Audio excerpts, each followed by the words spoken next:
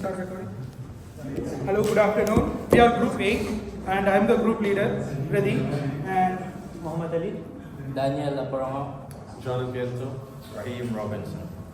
This is our team and we are going to talk about a simulation game which we played in our assessment. That is as a country manager who is entering Latin America, where we chose Brazil. Next slide. With 9 criteria which we think which are best. First is gross domestic product, next is inflation rate, then GDP per capita. Next slide please. Next is population slides and competitors and percentage of population below poverty line and tariffs and toothpaste manufacturing sales and sales representative salaries. And in these, I rank them 1 to 10, which are usually easier to understand, unlike other complex method you can use. And that, as you can see, Brazil 10, 6, and 7. Each country has their own score, and a total of 9. In that, Mexico was the best option you can choose. But in our team discussion, we thought which is best. It's a strategic arrangement, but we felt Brazil is very attractive to us as individual. As individual in group. So we chose Brazil, and main reasons were 3: population, inflation rate, and poverty line. Because the population and inflation rate, and as we can see, it is better if they are below less people who are in poverty line. So we go on with Brazil. Next slide.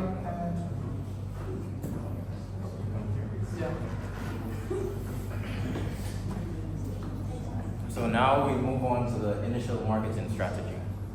And this tells you guys why we decided to choose Brazil out of all of the other Latin America countries. So as you can see here, it says we chose Brazil as the target market in Latin America because of its large population, that's 1, relatively low inflation rate, that's 2, less intense competition, and that's 3, and a well-defined consumer product preferences, that's 4. So basically, these are the images we have attached here, which say this is benefit unit sales for Brazil, this is shopping habits for Brazil, and this is product preferences for Brazil. So we move on to the market segment.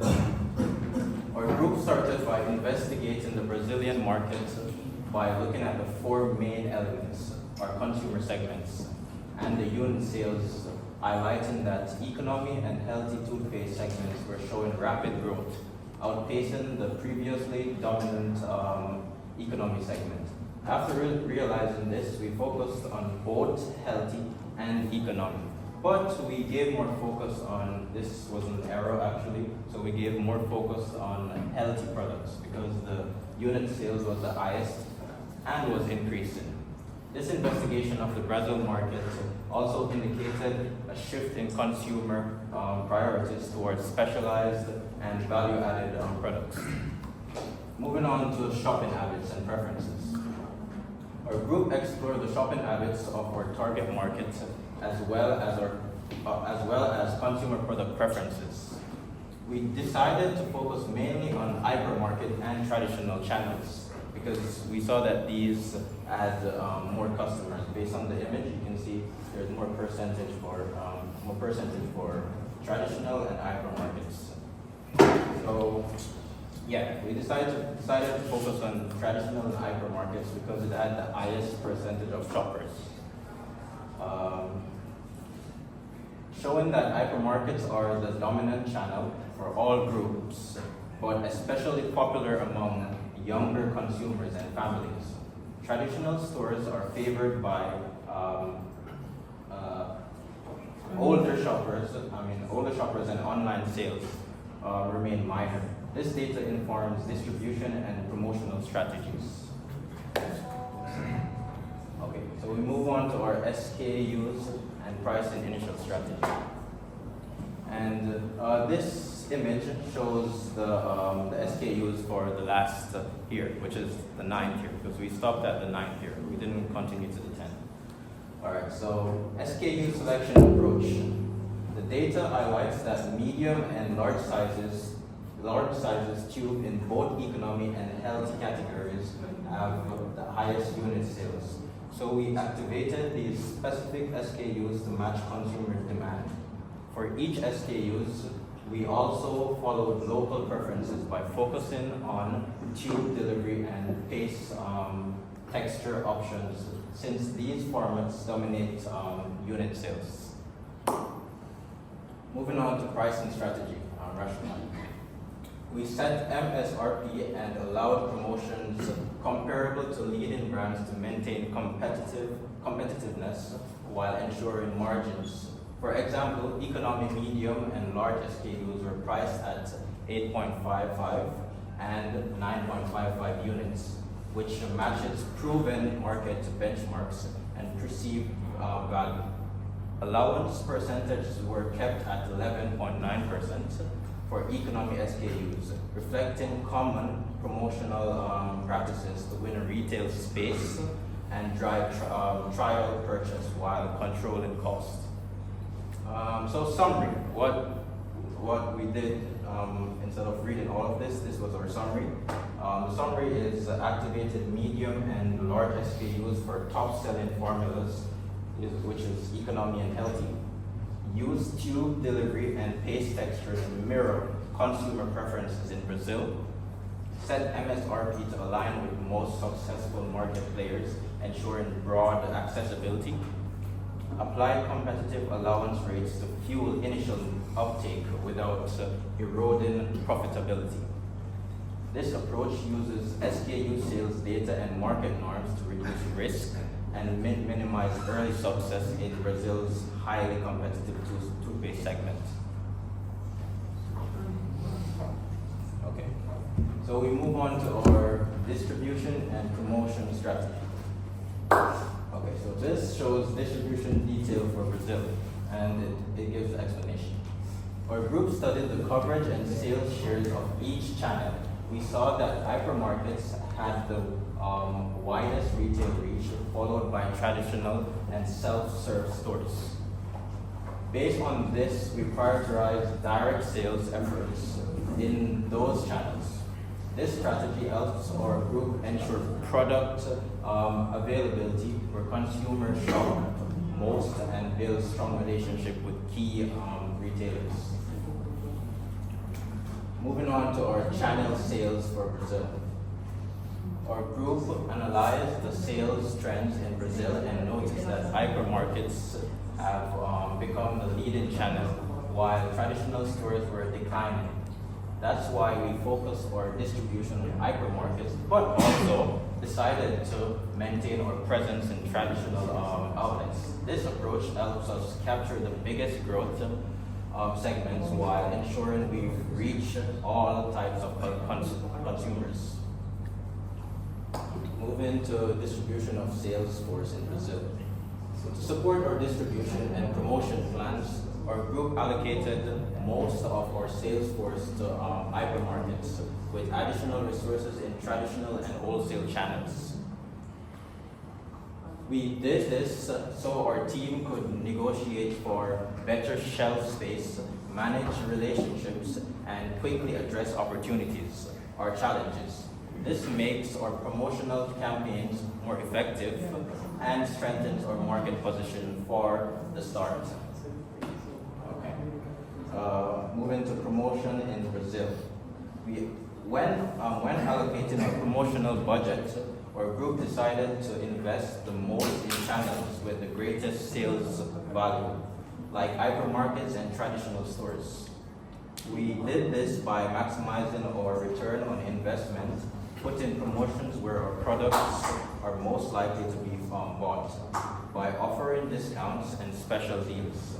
In these channels, we drive initial consumer interest and quickly build market shares.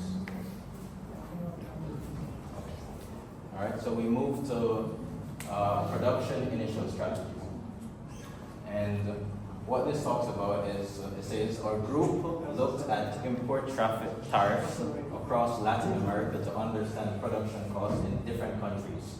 We noticed that Brazil had, actually not zero tariffs, but it had, I think, 21. It had the lowest tariffs out of all of the other countries in Latin America. We did this analysis because tariffs directly affect our product cost and profitability. By producing in Brazil or importing from a Brazil-based facility, we kept costs low and maintained competitive pricing while maximizing our margins. This was a key factor in choosing Brazil as our production hub. And this image shows the tariffs and percentage of all of the countries. And it shows it for Brazil, and this is why we chose Brazil, because there's a low percentage of tariffs. And with tariffs, especially as a new company entering into a market, it will affect our production very badly. So, advertising initial strategies. Our group developed two main advertising campaigns targeting families in Brazil. One for our economy line and one for our healthy line. We allocated a total budget of 101 million Brazilian dollar, real, that's what they call it, real, across both campaigns. We chose Portuguese and the language and focused our messaging on Brazilian culture.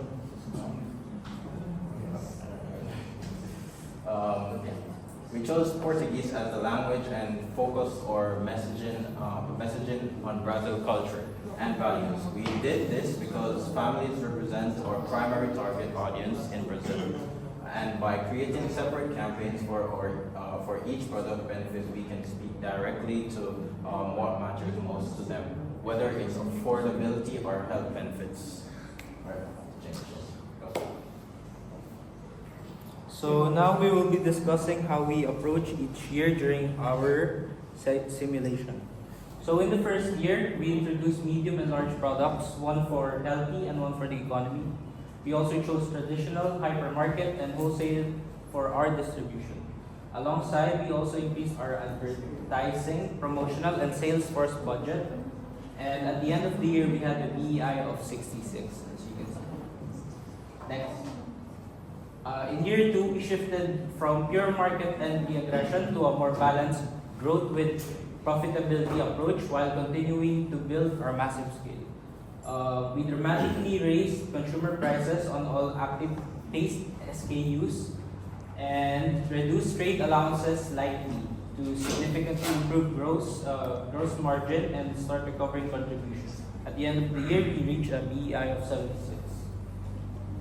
In year 3, we entered full harvest mode in Brazil. After 2 years of aggressive investment and scale building, we are now maximizing profitability while still growing strongly. We expanded the Brazil plant by an additional 50 million units at a cost of 53.5 million to ensure we never run out of capacity as demand continues to explode in the country. At the end of the year, we reached a BEI of 79. In year 4, we doubled down on profitability optimization while navigating a competitive landscape that's starting to heat up. Our strategy remains focused on proper pricing and controlled growth. We expanded the Brazil plant capacity by another 50 million units to a total now of 300.5 million to stay ahead of all stars moves and ensure that we can flood the market if needed.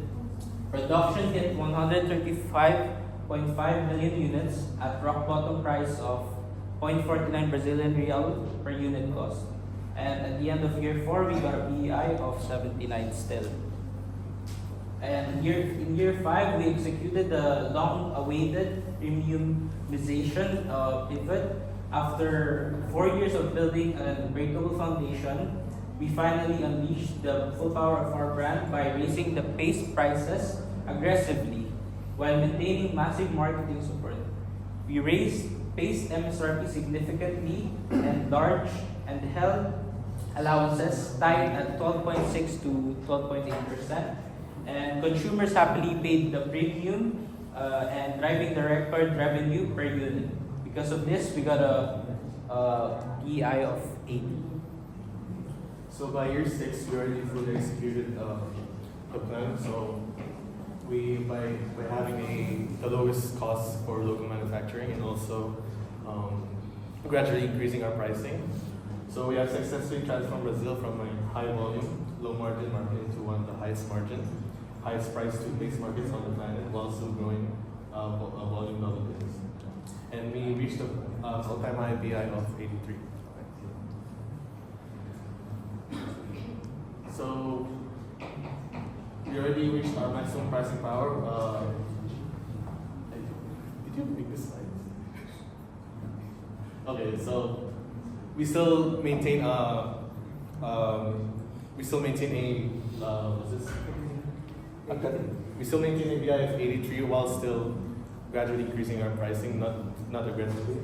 So we raised base prices again. Large LT now of 9.45 and medium is 9.34 to 9.40. And consumers didn't even, okay, volume still grew by 2.1%. Yeah, thanks.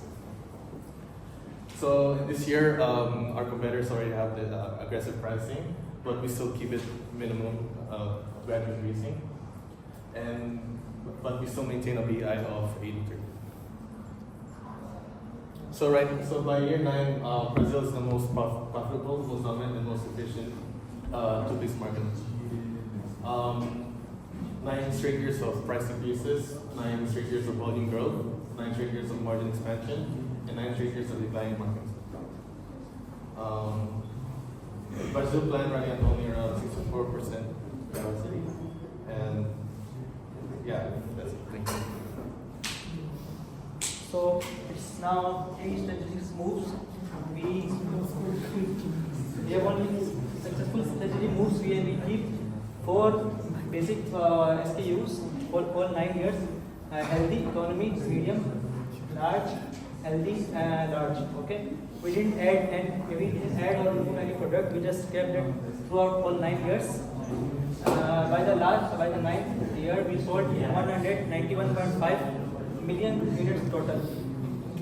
We built our local production capacity very quickly in first 3 years. We started with 50.5 million units. Then in year 1, we added 100 million units more. In year 2, we also added another 100 million, and in the last third year, we added 50 million more. So in total, we added 300.5 million units in capacity. This helped us keep Ferret's cost very low at only 0.8%. For distribution, we stuck with 3 main channels for all 9 years: traditional, hypermarket, and wholesale. Hypermarket was our strongest and channel with 58.3%, because as you can see, of total sales.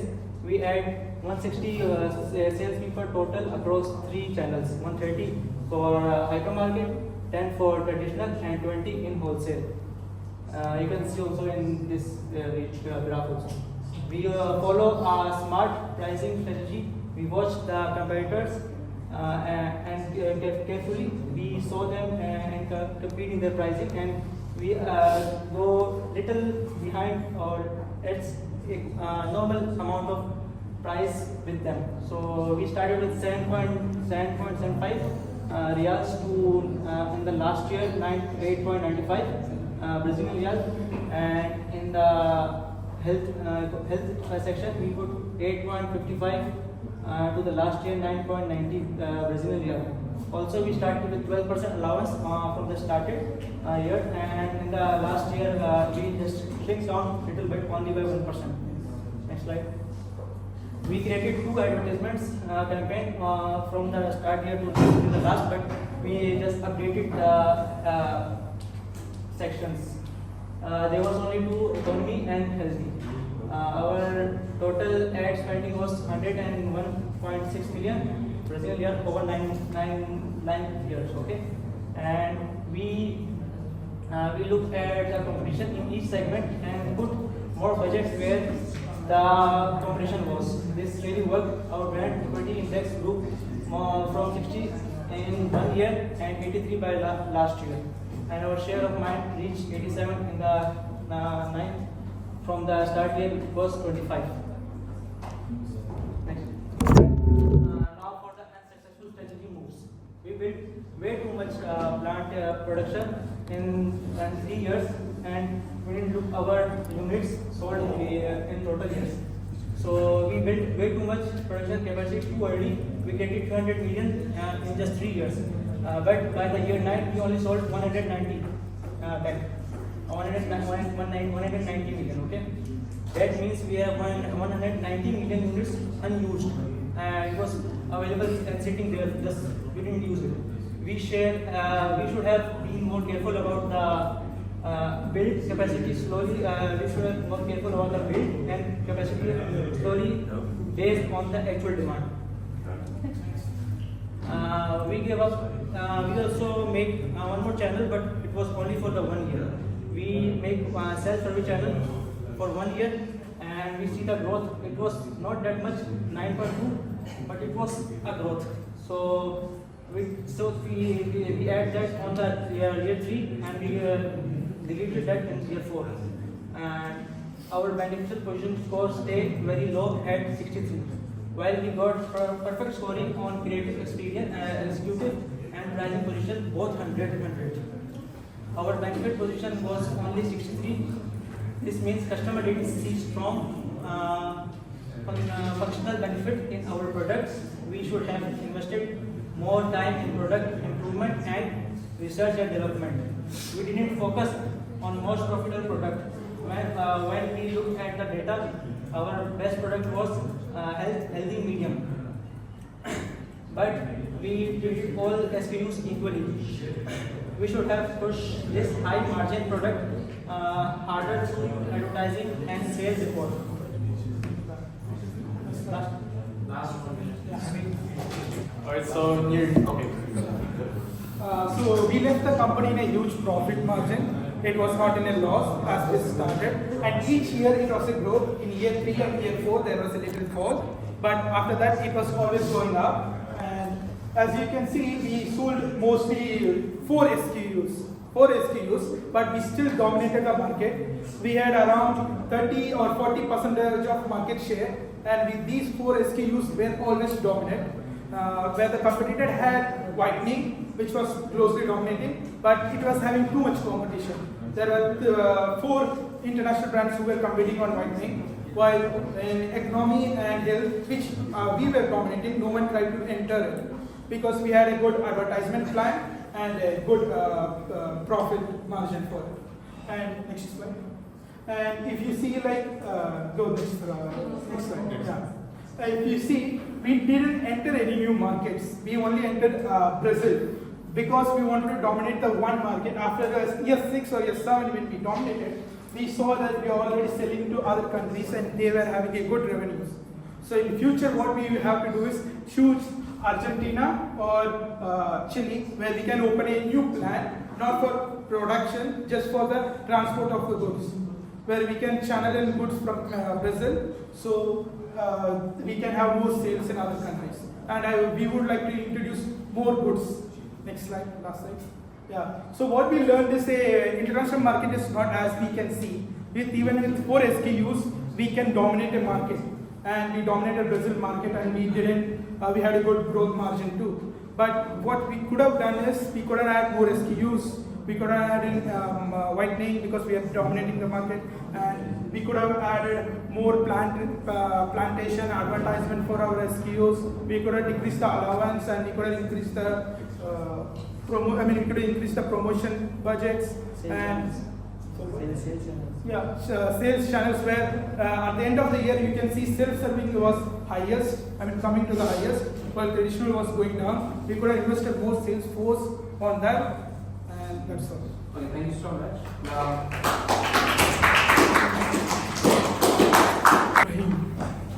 if you can please explain any 3 major criteria you followed while selecting your target market in Latin America. Yes, sir. Actually, we looked at the population that was in Brazil. We looked at the inflation rates. We looked at the competition, so there was less competition in Brazil. And we looked at the poverty rate also. Okay, so question to next.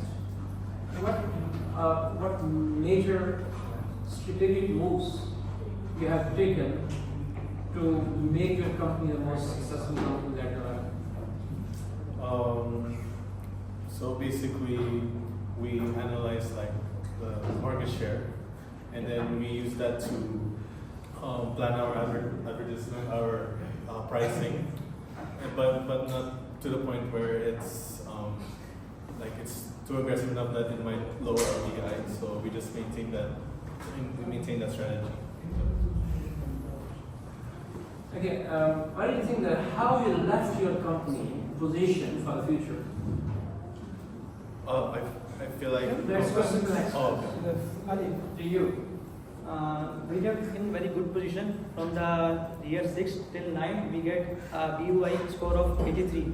So it shows that our company has a very good, consistent revolution for the past 3 or 4 years. Okay. To you, please. What do you think the which competitor you found the toughest competitor? There And were- what was your strategy to go? There were two competitors. Those were Clean Plus White and All stars. All Star. No, All Star is ours. All smiles. Yeah, All smiles. All Smile. Isn't that ours? I think. Original all stars. Those are Just check. Go ahead. Better Smile. Better Smile. Better smile. Yeah. Okay. Thank you. So it was Clean Plus White and Better Smile. Those two companies were using same SKU formulas as us, and they were trying to put advertisement. In year 6 and year 5, you could have seen it was not a huge growth because we had to invest more amount on advertising because they were investing around $70 million for advertising. So we went with 80. After that, we gradually decreased because we don't want our competitor to get ahead of us, even in advertising. So we maintain the competition. Okay, the last thing is please explain one significant miscalculation you made during your simulation. We overspent on advertising a bit on year 4 and 5 because we were always trying to get an edge over our competitors, and we're predicting every year what are they gonna do. And for example, in year 4 they increased their advertisement, Better Smile, and they are selling and promoting the same products as we are, and we kind of overspent on the year 5's advertisement budget. Okay guys, thank you so much. Come back. Thank you, sir.